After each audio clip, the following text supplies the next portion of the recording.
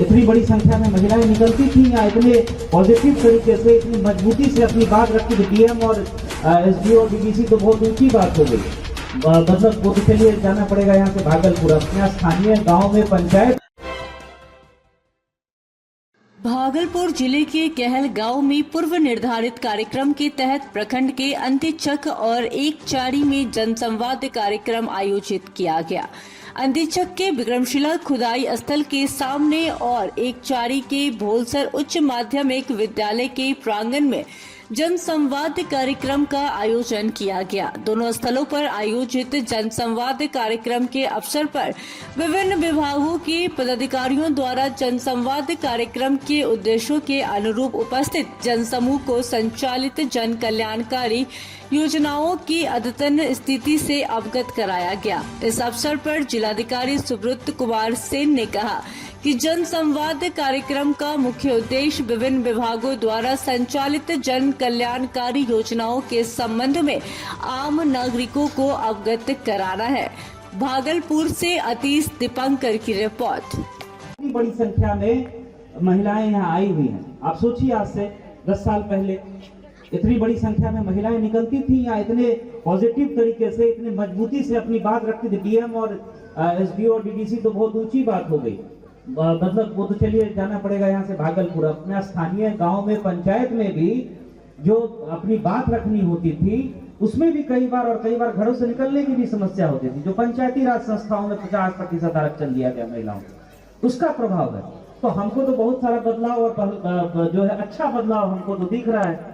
अब आपको कैसे उस बदलाव का, कैसे उस स्कीम का, अभी हमारे श्रम संसाधन विभाग के पदाधिकारी ने बताया, जो मजदूर हैं, जो यहाँ काम करते हैं, प्रवासी मजदूर हैं जो बिहार के बाहर काम करते हैं, उनके लिए एक से बढ़कर एक स्कीम है। और कोई आपको ऑफिस का चक्कर लगाने की जरूरत नहीं है। ऑनलाइन आजकल सब कुछ, मैक्सिमम स्कीम ऑनलाइन हो गया। कुछ ही स्कीम है जो अभी भी छूटा हुआ है। उद्योग विभाग के पदाधिकारी ने बताया, सरकारी नौकरियां देखिए काफी संख्या में निकल रही है। 1 लाख टीचर की बहाली हुई। अभी जो है 1 लाख टीचर की बहाली वो प्रक्रिया संपन्न हुई, दूसरी वैकेंसी निकल गई सरकारी नौकरी। ये मुझे नहीं लगता है किसी राज्य में एक विभाग में एक दिन में 1 लाख से ज्यादा नियुक्ति पत्र बांटा गया। ये कितना बड़ा बदलाव।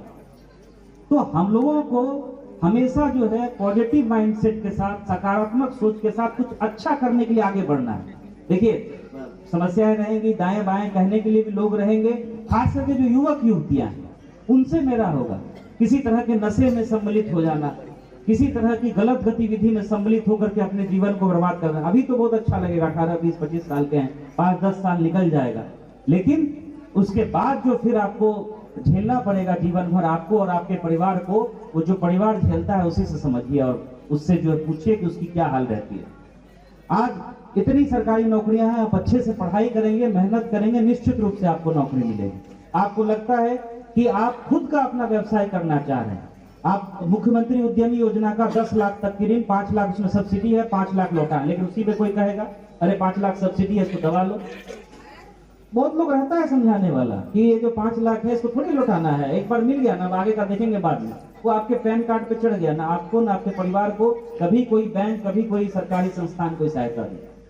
अब उसी 10 लाख को लेकर के लोग 10 साल में 50 लाख का भी काम कर सकते हैं। कृषि विभाग, मत्स्य विभाग, पशुपालन विभागों की तो अभी अगर 1 घंटा भी हम बोलते रहे तो वो समय कम पड़ जाएगा, शाम भी हो रही है। मैं आपसे यही कहना चाहूंगा कि आप देखिए, अपने को आंकिए, आप किस स्कीम का, सरकार के किस विभाग के किस स्कीम का लाभ लेकर के आप अपना जीवन बेहतर कर सकते हैं, अपने परिवार का जीवन बेहतर कर सकते हैं, और उस दिशा में आपको प्रयास करना चाहिए। आज देखेंगे कि जितने तेज गति से स्वास्थ्य संस्थानों का, स्कूलों का निर्माण हो रहा है, स्कूल्स में जो टीचर की कमी थी उसकी जो भरपाई हो रही है, इसका सारा प्रभाव 2-4 साल में आने वाले समय में हम लोगों को देखने को मिलेगा, जब क्वालिटी एजुकेशन के साथ पढ़ करके ग्रामीण स्कूलों से बच्चे निकलेंगे और अच्छा करेंगे। अंत में मैं आप सभी से यही कहना चाहूंगा कि देखिए, अब वो एक प्लेटफॉर्म, सभी जगह पे मैं ये बात बोलता हूँ कि एक प्लेटफॉर्म मिल गया है हम लोगों को। अब कोई ऐसी बात नहीं है कि रात में 5 बजे के बाद अंधेरा हो जाएगा, ना बच्चा पढ़ पाएगा, ना कोई काम कर पाएगा, सबको जो है अंधेरे में सोना पड़ेगा।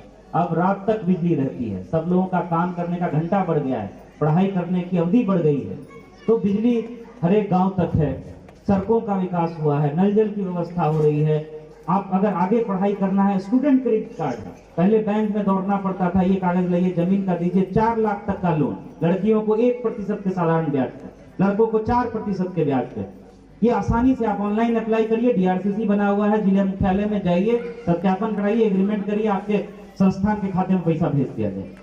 स्वयं सहायता भत्ता है, जिनको नौकरी नहीं मिल रही है, 1000 रुपया प्रति महीना ऑनलाइन अप्लाई करना है। स्कीम्स की कोई कमी नहीं है, हम बार बार कह रहे हैं। तो अब वो प्लेटफॉर्म हम लोगों को मिल गया, अब जंप लगाने की बारी है।